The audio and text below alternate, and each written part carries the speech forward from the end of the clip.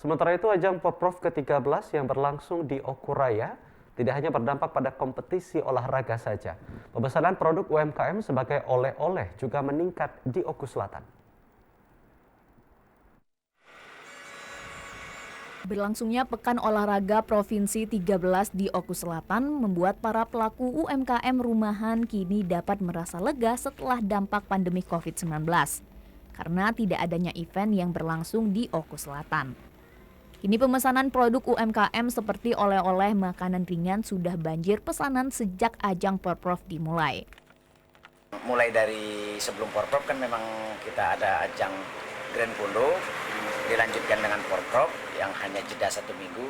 Kita sudah produksi di angka 3.000 untuk perhelatan ini. Sampai hari ini tadi tentatif ya, bisa naik turun pemasaran itu. Pemesanan cukup bagus sampai 200-300 per hari. Selain sudah menyiapkan lebih dari 4.000 paket oleh-oleh untuk gelaran Grand Fondo dan Porprov, dalam sehari paket oleh-oleh untuk gula semut jahe dan keripik ringan yang dibanderol harga Rp25.000 ini sudah dipesan sebanyak 200 hingga 300 paket perharinya. Dari Oku Selatan, Adi Gunawan, TVRI Sumsel melaporkan.